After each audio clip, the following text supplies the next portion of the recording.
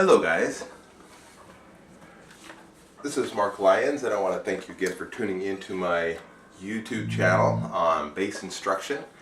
The last time we got together I went over the introduction to the modes, and the time before that I identified where all the key centers are on the bass fretboard. So today what we're going to do is we're going to go over two of the modes and I'm going to explain how to practice these. So if you want to become a great musician, a good musician, then you just go ahead and follow these instructions and you'll be on your way. Now I've seen a lot of different instructions, bass instruction manuals and products out in the stores. My frustration with those is none of them have ever, that I've seen, that you can just pick up in a retail store, in a music store, give you a real explanation of the music theory behind it, how it applies to the fretboard, and how that really makes a big difference if you want to play the bass. That they spend a lot of times on chops and on techniques and things like that, which all comes, it will all come along as you practice these things, and we can spend more time on that later. But today I'm going to show you how to practice these. We're going to start with two modes. If you are new, if you haven't been with me, then I'm going to recommend that you go back and start at least from looking at the circle of fifths. Go through the episode on identifying where the key centers are, and then go through the last episode that just kind of explains what the modes are and how they work. What we're doing is defining the diatonic framework that music works within, and we're sticking pretty close to that framework. We're not doing any kind of altered chords yet. That will all come a little bit later, but for now, here we go. I'm going to go ahead and start showing you how to practice these modes, and we're going to start with two. And now if you've been with me for a while, since the beginning with the beginning bass series, in that series we went over two scales predominantly. They were the major pentatonic and the minor pentatonic, and that was just to get you to start playing, get you a little familiar with the bass line. Now if you just have those two scales and you know where the key centers are, you know anything about keys, you can still get by pretty well. But I'm going to show you how to start practicing these things, and we're going to start with two modes first. Will be the Ionian mode, which is essentially the major scale, and the Aeolian mode, which is the natural minor scale. Okay, and we'll start with those two, and if you've been with me before, we've already gone over those pretty much. We've already gone over the major scale, but I'll go over it one more time real quick. It's all whole steps with half steps in between the third interval and the fourth interval, and the seventh interval and the octave. Whole step, half step, whole step, whole step, whole step, half step. And we're doing this in C major, and I want to make sure we got the volume where we need it and all. Okay. So that should be, like I said, if you've been with me, that should be pretty easy. We started with pentatonic. Now we're doing the major scale. And when we practice these things, we're also going to go through, here's the second one, the relative minor, the Aeolian mode. Relative minor, which is always a sixth interval above your natural, your Ionian, your major scale. Another A is right here, or right here. So the Aeolian mode, natural minor, has half steps in between the second interval and the third interval, and between the fifth interval and the sixth interval, or the flat sixth interval. So it would go 1, 2, half step, 3, 4, half step, whole step, whole step. So that one we would do in this position with your forefinger at the root note.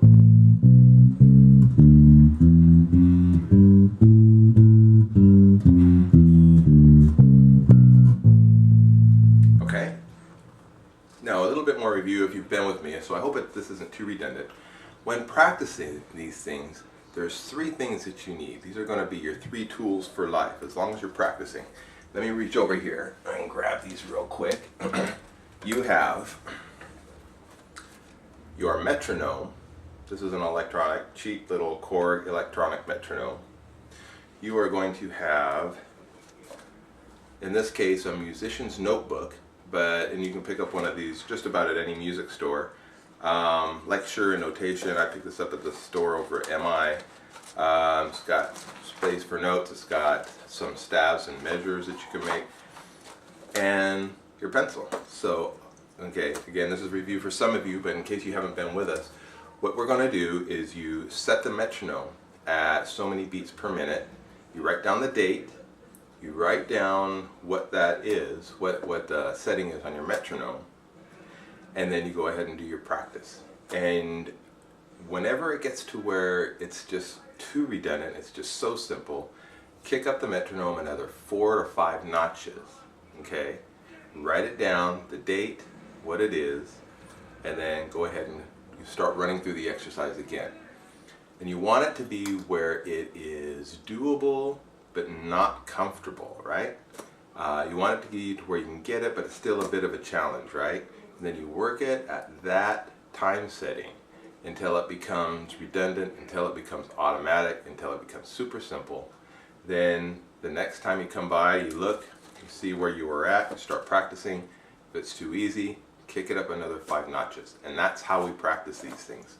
And it's not going to be about speed. What it's going to be about is getting the information into your brain, into the left half of your brain. Brain is separated into left half to right half. The left brain is analytical, right brain is artistic. This is all analytical stuff, and it's a little bit of physical stuff, but you want to get it into that left side of your brain. You want to get it into your long-term memory. So, with all that being said, this will be how you practice. We'll grab our metronome. We'll kick it on. We're going to start at, say, 65 beats per minute. Now you would go and write that down. And then also, I hope you would have your circle of fifths printed up and have it handy on a music stand or on a table so that you can see what, as we go along. What we're going to do is go around the circle of fifths with the major and with the minor, with the Aeolian mode and with the Ionian mode, the natural minor and your major scale, okay? And this is how we would do it. 1, 2, 3, 4. C, D, E, F, G, A, E, and C. 2, 3, 4. C, D, A, G, F, E, D, C. Okay, very simple. Now if that's too simple for you, then you'll be able to kick it up. Before you do it, let me go ahead and say the next step will be to go down to the relative minor, which will be 6th up, major 6th up, or a minor 3rd below. Okay? In this case, you can go to the open A, but for the sake of learning the fretboard, I want you to go ahead and follow these patterns. Okay, so we're going to go down here.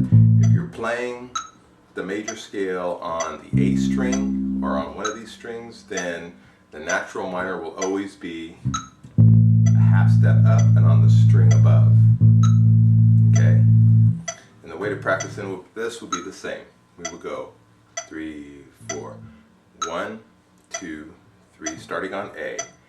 A, B, C, D, E, F, G, A. 1, 2, 3, 4. A, G, F, E, B, C, B, and A. Very simple. And now we're only doing 1 octave at this time. We can start doing more octaves later, but for now we just want to start with 1 octave because I want to get you familiar with all the key centers and where those modes fall into place and what the notes are. So, the next thing that you would do, look at your circle. We did the key of C, no sharps, no flats. If you're looking at a keyboard, it would be all white keys. Now we're going to go around to the left, and we see we have to the left the key of F, 1 flat. F would be right here. 2, and so here we go. This is how we would do it. 1, 2, 3, 4. F, G, A, B flat, C, D. Oh, sorry about that. I was doing the F minor scale. Wrong scale. We're going to F major. Okay, 1 flat. You'll notice it's B flat. And by the way, I haven't posted it yet, but I will post at the time as you see this. I will have it up. Also, where all the key signatures are and where all the flats and sharps lay on the staff. So you should print that one up and have it available too, because you'll be able to see 1 flat, 2 flats, 3 flats, 4, 5, 6 flats, 6 sharps, 5 sharps, 4 sharps, 3, 2, 1. You can see that on the circle of fifths, but you can't actually see where they are on the staff. So anyway, here we go. 1, 2, F major, F, G, A, B flat, C, D, E, and F. 1, 2, 3, 4. F, E, B, C, B flat, A, G, and F. Okay? Then you look on the inside on our circle of fifths, and you see the relative minor to F major would be D minor. So, and like I said, it's always a sixth above or a minor third below. So we are going to go over here, F, A, C, D. D minor will be right here. So this is where I want you to go on the 5th fret on the A string. And now we're going to do the same thing with D minor.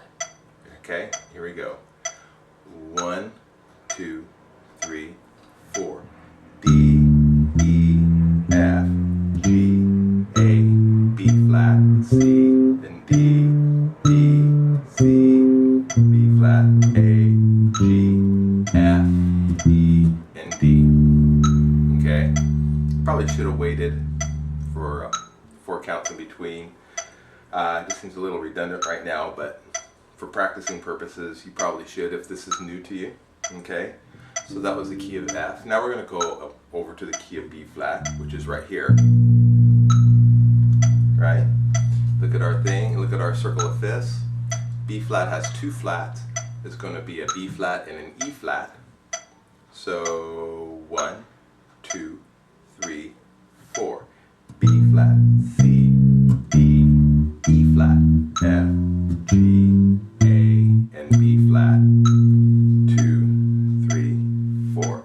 B flat, A, G, F, E flat, D, C, and B flat. Okay, so then we look at our circle of fifths, and we can see in the key of B flat, the natural minor will be G minor. If you look at your B flat, again, down a minor third, there's your G, or up a sixth. And there is your relative minor to B flat. Okay, so again, it's going to have 2 flats, a B flat and an E flat. 4 and 1, 2, and here we go. G, A, B flat, C, D, E flat, F, and G. 1, 2, 3, 4. G, F, E flat, D, C, B flat, A, and G. Aeolian mode, G minor, relative minor to B flat. Okay, if we keep going around the circle, and this is what you would do, you would next go to E flat, right? Now, for the sake of time, I'm not going to go through all of these, but I want you to follow these patterns. When you come up to the B, instead of doing B flat here, do B flat up here. Get you familiar with playing a little bit higher on the net, okay? And also, all these things repeat up here. So you have C, F, B flat, E flat, A flat, D flat, G flat, B, B, E, A, D, G, and C. So you have all these things again up here. So go ahead and do them up an octave. Do them all above the 12th fret, because that way you get familiar with playing up above the neck. You kind of used to the frets being a little bit smaller, to things being a little bit closer together, and you get used to, for one thing, no man's land on the fretboard is what I call it. It's this area here between the C sharp, your natural E, or rather your C sharp, your natural E, and then everything up here. People tend to play down here all the time. You get better tone and such, but sometimes, especially depending on what instrument you have, go ahead and learn stuff up here. That will be the stuff that will make you the money. When you're reading and you're going through an audition, they're going to want you to be able to play something up here. So if you can come up here and play, then all the better. You'll nail the gig. Okay, so anyway, we're on E flat. We'll do this one more time. E flat has 3 flats, B flat, E flat, and an A flat. And you notice that the flats, they also move in fifths. And here we go. 1, 2, 3, 4. E flat, F, G, A flat, B flat, C. Am I right? No, I'm up. Sorry guys, I was actually up on F. One of the hazards of playing different basses, I get used to playing my 6th string. And there's more fretboard and extra notes, extra strings. But anyway, 4th string, E flat right here. Okay, 3, 4. 1, 2, E flat major. E flat, F, G, A flat, B flat, C, D, and E flat. 2, 3, 4. E flat, B, C, B flat, A flat, G, F, and E flat. Okay. Go down a major 3rd. You'll find that you're in C minor. Look at your circle of 5ths. Sure enough, C minor is the relative minor to E flat. It's the Aeolian mode. And here we go. 2, 3, 4. C, D, E flat, F, G, A flat, B flat, and C. 1, 2, 3, 4. C, D flat, A flat, G, F, E flat, D, and C. Okay, and so go ahead and do that around the rest of the circle. You were in A flat, so you start D flat here. A flat. Okay, the relative minor will be F minor. F minor will start here. Then you'll have D major, 5 flats. Start that one here. And then you're going to have B flat minor. Start that one down here. Or you can do it here. Like I said, it's also, if you're on the A string, the relative minor will be a whole step up and on the string above. Not a bad thing to know.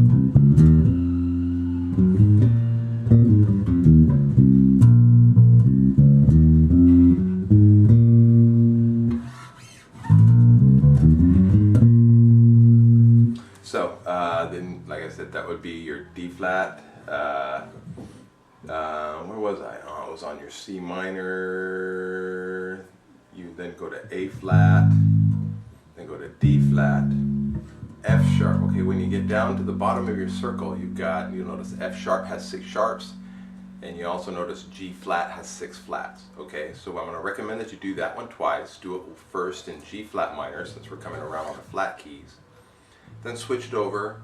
It's going to be 6 sharps, just so you get used to the terminology. Remember, this is a left brain exercise. This is for getting into the analytical side of your brain. You got to get the F sharp, 6 sharp, so you got to get used to hearing a C sharp. You got to get used to hearing, if you're on F sharp, you got A sharp, C sharp, D sharp, E, and then F sharp. Okay, get used to hearing the sharps. Then you'll come around, you'll be on B. And like I said before, I could do this all day.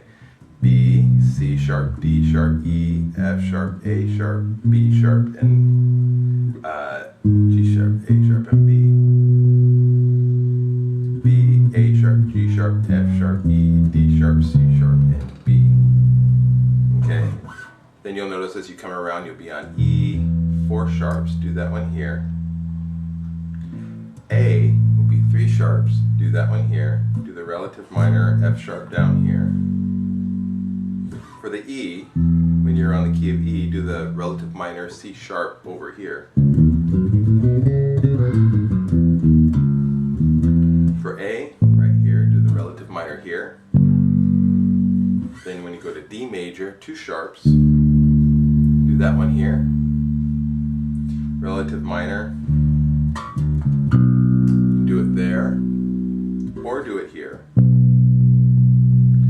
back to G, 1 sharp, G major, 1 sharp, F sharp, and the relative minor will be E. Do the E up here.